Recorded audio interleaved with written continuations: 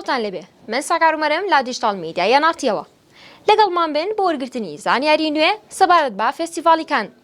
سیانزەی ئایار سێم ڕۆژی فێستیڤاڵەکەیە کە دوو کۆنفرانسی هەواڵی لەباری فیلمەکانەوە تێدا ئەنجام دەدرێت و 5 فیلم نمایش دەکرێت. کاتژمێر 8 و 30 خولەکی بەیانی بە نیشاندانی فیلمی مەڵلوت کە لە دەرهێنانی برۆنە دۆمەنتە دەست بەکارەکانی دەکات. فێستیڤاڵ بەردەوام دەبێت و لا کاتژمێر 11دا کۆنفرانسی هەواڵی هەمان فیلم بەڕێوە دەچێت. پاشان فیلمی وچینگ کە لە دەرهێنانی کەل سەبرینکۆڤە کاتژمێر 11 و 15 خولەک نمایش دەکرێت و کاتژمێر 4 و 30 خولەکی دوای نۆڕۆ دووبارە دەکرێتەوە. پاشان کۆنفرانسی هەواڵی ستافی فیلمی ئای دانیێل بلیک ئەنجام دەدرێت کە لە دەرهێنانی کین لۆچە. بەم شێوەیە کام بەردەوام دەبێت و لا کاتژمێر 1 دوای نۆڕۆدا فیلمی ئێگزایل کە لە دەرهێنانی ڕیسی پانە نمایش دەکرێت.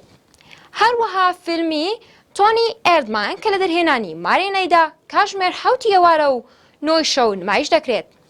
فێستیڤاڵەکە بە نمایشکردنی فیلمی لا دۆ سۆس کە لە دەرهێنانی ستێفانی دی گوێستۆیە کاتژمێر 10 و 15 خولەکی شەو کۆتایی بەکارەکانی ڕۆژی سێهەمی دەهێنێت کە ئەم فیلمە پێشتریش کاتژمێر 2 نیوەڕۆ نمایش کراوە.